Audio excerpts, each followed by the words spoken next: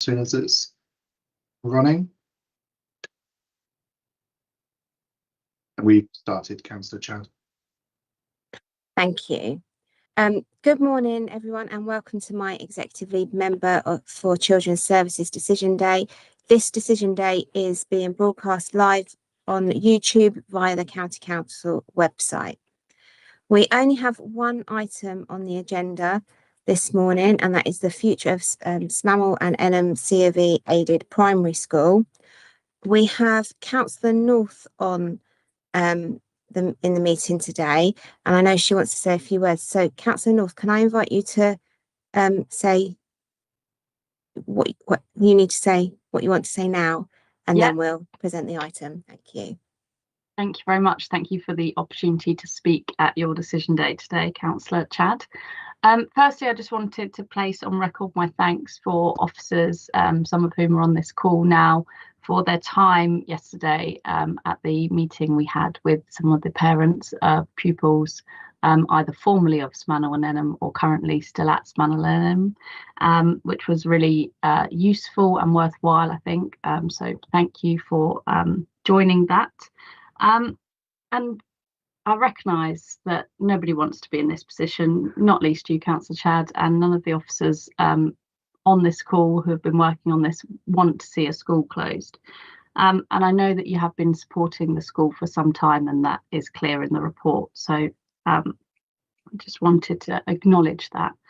I have concerns about the quality of education being received at the school by the current pupils there. And I understand that that puts us in a very difficult position with the academy order that's currently on the school. Having said that, I would like to see over the course of the consultation period and in the report that will follow, a full and clear statement from the diocese detailing what efforts they have made to try and find an academy sponsor, what conversations they've had with academy trusts and approaches they've made, because I do think it's important that we are transparent about what has been done to try and secure a new start for the school under an academy order and an academisation of that site. I recognise it's a faith school, and that puts pressure on that academisation, because it would need to be a faith academy that would take over.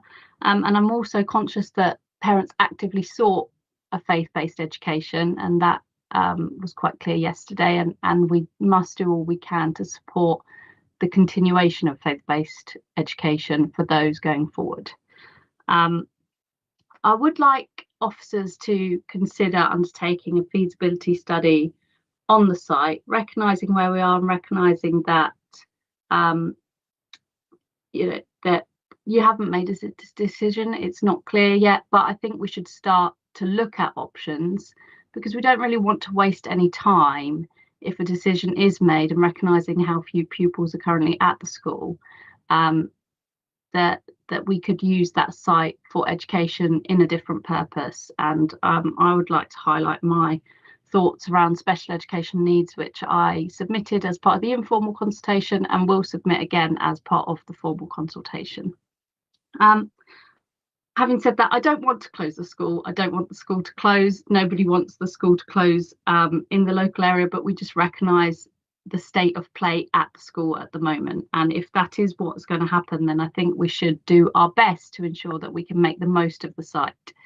And finally, I'd just like to recognise that there is a lot more development earmarked in the Test Valley Borough Council local plan for that part of Andover, and so I would like you to consider my thoughts around using the site for special educational needs at the moment, but with a view to bringing it back to mainstream education as and when that development is built out, because there would be a ready-made school there, and there may not be as much need at that time, and we should look at how flexible we can be with that site. But I recognise where we are, and I would like to say I'll continue to encourage everyone that's responded to the consultation so far to respond to this formal consultation, because it is very important that they continue to make their voices heard, and I thank you for listening and for giving me the opportunity to talk to you this morning. Thank you, Councillor North. And I'm sure some of your points that you have made will be picked up during this meeting as well. Richard, would you like to present the report, please? Certainly, Councillor Chad, once I can get my mouse onto the right screen. Thank you. Yes, as you said, this is a report on the outcome of the initial period of consultation on the future of Smanal and Enham Primary School, CFE Primary School, to the northeast of East Anton in Andover. It's a small rural primary school with a pan of 15, should have 105 children in it under normal circumstances. We undertook a statutory consultation on the future of the school at the request of the governing body, in essence due to a significant and rapid decline in pupil numbers following a poor Ofsted judgment in May of last year. Numbers fell significantly post that Ofsted inspection and then continued to fall. At the moment, there are only 14 students on roll at the school, so numbers have declined, as they do when we unfortunately launch a non-statutory consultation. It is a symptom of a non-statutory consultation that numbers generally then do drop off again, and that has happened, and we're down to 14. So the challenges the schools are facing in terms of numbers and teaching is becoming more complicated, and we understand the numbers in the school will fall most probably to single figures before Christmas. So there are a number of children, particularly in year 1, who are due to leave the school in the coming weeks. So they've secured places at other local schools. So the challenges continue in terms of numbers and in terms of the quality of education around the provision at Smanal. We've at the moment we're running 2 classes, one Key Stage 1 class and Year R class, and one Key Stage 2 class. Obviously, that's a tremendous challenge for the teachers involved, the head teachers full time. They're having to try and teach multiple curriculums to children across significant age groups. And well, you may well have picked up some of the comments in the feedback was about that is doable. I don't think anyone's suggesting that is not doable. It is very complicated and very difficult to do consistently at the right level. You've got an environment where there is no, where in essence there is no internal support for the teachers that are teaching, and the leadership is having to teach as well. So it's a very difficult situation under very strange circumstances. So I think we need to just recognise that it is now a very difficult situation. I think we also need to recognise that in terms of Smanal, that Smanal is struggling in terms of numbers. We know it was in part because of the Ofsted inspection, but equally it's in part because of continuing falling numbers in the primary phase. So it's absolutely right to understand this is just not an issue for Smanal. There are numerous small primary schools with very difficult and challenging numbers. Across the county. It's not it's not just an Andover area issue, it's far broader than that. So there's been a symptom of that as well. And Smanal, like many small rural schools, relies on significant out of catchment attendance to fill. So Smanal could never fill from in catchment, and that's not uncommon again with small rural schools. They're very reliant on out of catchment movement into catchment. And what we see at Smanal is actually we see a significant number of children who live in catchment going out, and we used to see traditionally a large number of out of catchment coming in, and the numbers sort of netted themselves off, and you had a reasonably healthy school for many years. I think again the issue there is that there is so much choice available in the sector now. People can pick and choose where they want to go, and I know local schools work together to try and avoid that, but it's just a reality of the situation. There is space across the sector, across the planning area, across Andover, and people can choose to move if they wish. So again, a difficult situation for the school to manage. I think just picking up on some of Councillor North's points, I can confirm, and we will add some further detail, Councillor North, subject to another phase of consultation, that the Diocese of Winchester, who are the diocese in this case, did speak to at least 3 trusts about taking on the school. We will get some more detail for you and ensure it's included. I think what I would say on behalf of the diocese is they are mindful not to name the trusts that they've spoken to, because when they've done that in the past, it has led to the CEOs of those trusts being bombarded with emails and telephone calls about why they've chosen not to take the school on. The reality will be economics, the small numbers and the financial position. So, you know, the reason is relatively straightforward, but we'll ask the diocese for some more information just around that to cover that one off. In terms of faith-based places, fortunately, the area is well served with faith-based schools, and we are confident that those families that wish to continue a faith-based education, we can meet their need should we reach a point of closure. So numbers change in schools all the time, and waiting lists go up and down, and opportunity changes on a regular basis. But given the number of faith-based schools, I think we can comfortably cope with that. Those children that should remain in the school, should it close, would become part of Endeavour. And I think the thing to note about Endeavour, and it has caused some concerns about Endeavour's, the standards at Endeavour, they are improving, and colleagues in HIAS feel that if Endeavour was inspected now, it would be good. So that's a very positive position, because equally, I think, like some of the families had concerns about Endeavour, and a lot of children at Smanall came from Endeavour. Endeavour is proving, so that it is improving. So again, that's a positive situation. I'll touch on the site in a minute. I think in terms of the finances of the school finances are not good, and I know there's been some perhaps confusion over the financial position of the school during the consultation period. The school is in reality in deficit. The reason somebody might say it's not in deficit is because its budget share last year was based on a number of children that then didn't appear. So it's been artificially funded at a higher level than it would have been and should have been, because of the way that school funding works.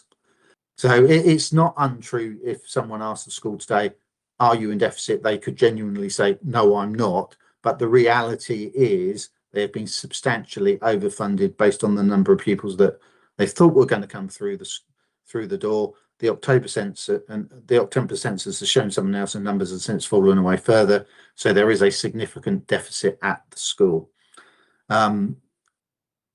So just to clear that point up, I think we've talked about performance at the school. It's a significant concern for the very obvious reasons: the challenges of two teachers teaching across 7-year groups, across 3 curriculums, from foundation, key stage 1 and key stage 2. I think at points people have cited some good performance. It's very difficult with such low numbers to make a judgment on that. I mean, one instance was 100% in phonics, so it was 4 children.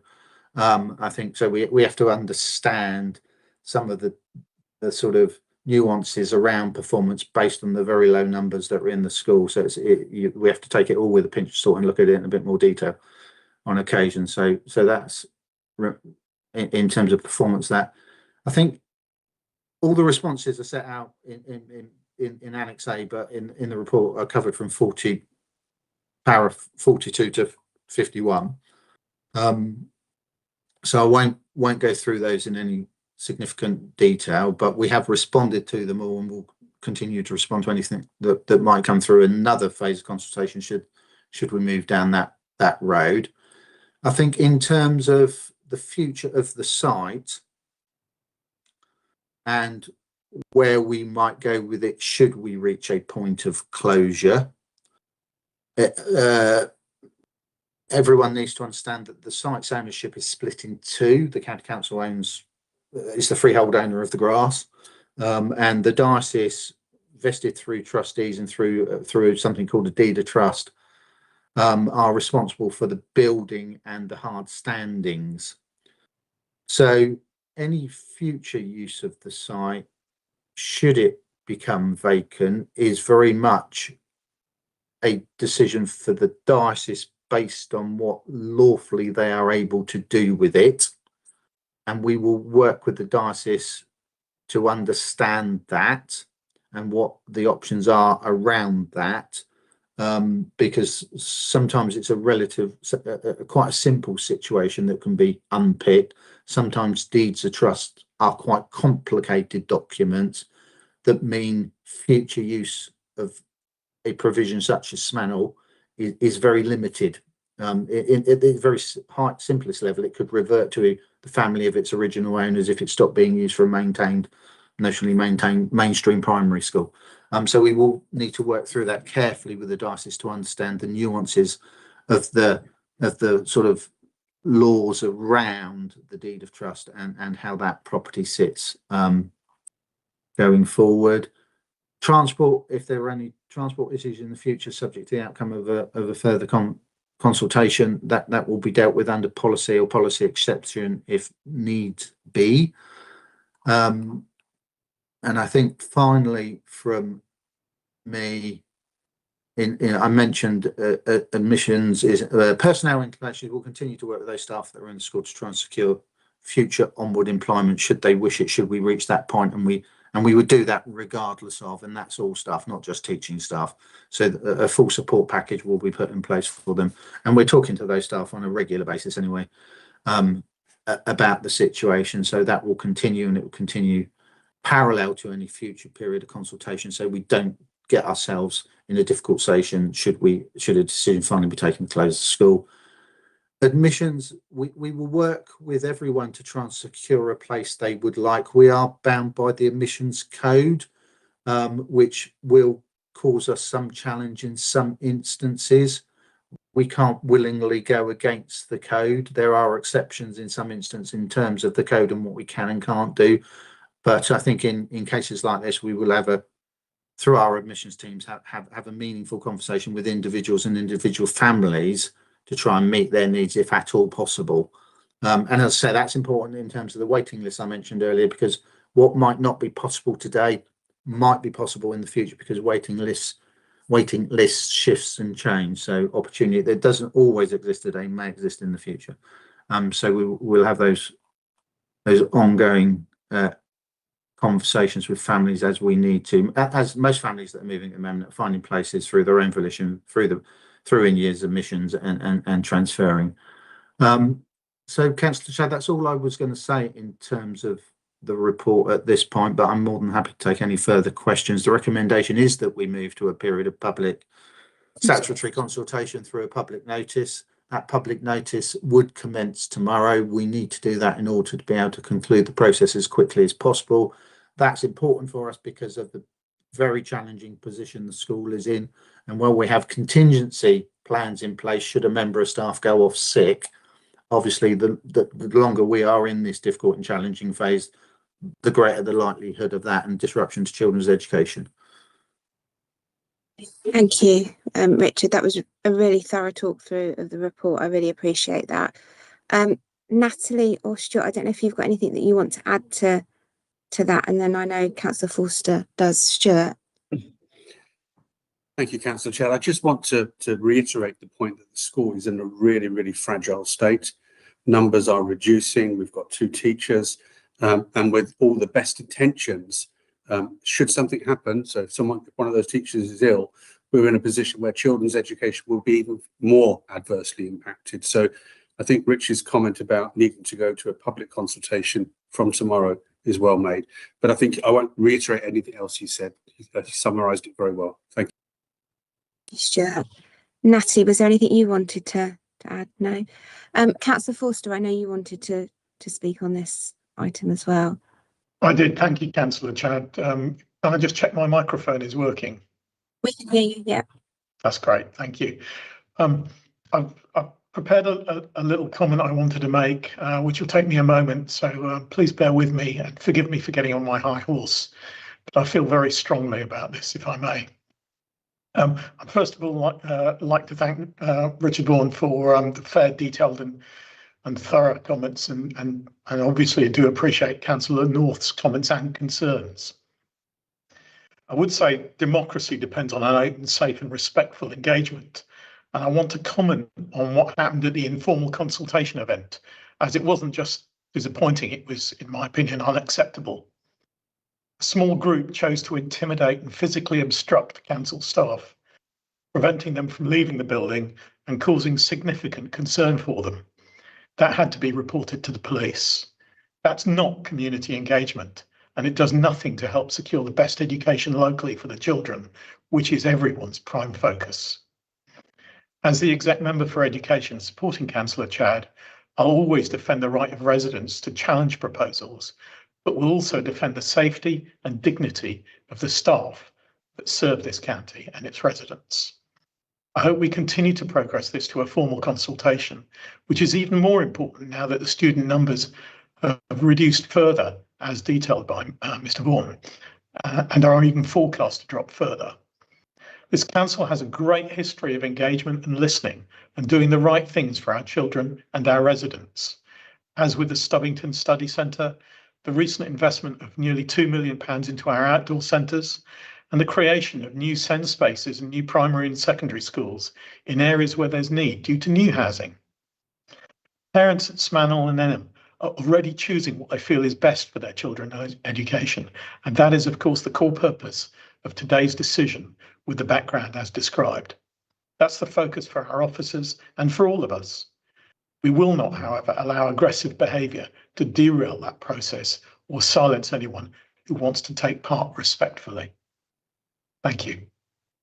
Thank you, Councillor Forster. Some very good points in that, and I appreciate you making those this morning. Thank you. Does anyone else have any comments or questions that they wish to ask this morning? No. Okay, so I'm just going to do some summing up here, and I think it's important to recognise as well that this is approval to go to the publication of a public notice. So there still hasn't been no final decision made on this at the moment. So yeah, I know that officers have worked incredibly hard to support Smanal and Enham over the number of years, and that together with the Diocese of Winchester and the Department of Education, they've thoroughly explored various options for the school's future, which we've heard this morning from Richard. Sadly, despite these efforts, there has been no suitable long-term solution in sight. I think, everyone is very much aware from the report that we've looked at the outcomes of the informal consultation and on the school's proposed closure, and that ran last month and included the drop-in event that Councillor Forster mentioned. And just to highlight that event should have really been a valuable opportunity for the local community to discuss the consultation and ask questions and share feedback. And in many cases, we don't. This isn't something that happens often. A potential school closure, but when there has been, those drop-in sessions have been very worthwhile in other circumstances, and feedback has been received and listened to. As we've heard from Councillor Forster, unfortunately, the behaviour of some individuals at the event meant that this was not the case. We absolutely recognise, and I absolutely recognise the strong feelings the proposed closure has generated in the local community and with local members, and fully respect the right that everyone's right to a very peaceful process. However, what I don't want, just as with Councillor Forster, is our staff to feel intimidated, and they should always be treated with the utmost respect. Due to the unsafe behaviour of a small number of attendees, the event sadly had to be cut short, which is a real shame, because it did mean that some of that feedback that we would have received from that event, we were unable to capture. And to be clear, the decision to end the event early was not influenced by any media presence at the time. Although the event could not sadly go ahead as planned, the consultation itself did remain open for the total of 4 weeks, and I've personally sat through and reviewed all the feedback received, both in that consultation and via local members as well. And I've considered that information at length, and the school's ongoing challenges in terms of its low pupil numbers and the associated impacts on its finances, and the quality of its educational provision for those children that are left in the school. Whilst regrettable, on balance, I feel that the statutory consultation is now necessary to ensure that a full decision can be made is fully informed and at the best interest of the school's children. And that absolutely has to be our focus, the children that are currently in that school and what are the best outcomes for them in the future. I would encourage families, staff and the local community to take part in this process and to share their feedback. And I'm sure that Councillor North will help the local community do that. And I would really appreciate if she did do that as well. And I want to assure everyone that all views will be thoroughly considered ahead of any final decision, and that should the school ultimately close, bear in mind no decision has been made, every step would be taken to support both the families and any staff that are affected. So on that note, I think it is only right and proper that I give approval to the publication of the public notice to close Snammell and Enham C.A.V. aided primary school potentially with effect from the 27th of March 2026. Thank you everyone for your time today. Thank you Councillor North for speaking on behalf of your residents, and please do encourage that local community to be part of this public notice process. Thank you Councillor Forster for your words today, and thank you Rich and your team for all your work on this. I know none of us like going through this process at all. It's not something that we do lightly, but it's absolutely with the children's best interest at the heart of it, and we will always make sure that we do the best for our children in Hampshire. Thank you everyone. That brings the meeting to an end today. Adam, can I please request that we end the webcast? I'll confirm as soon.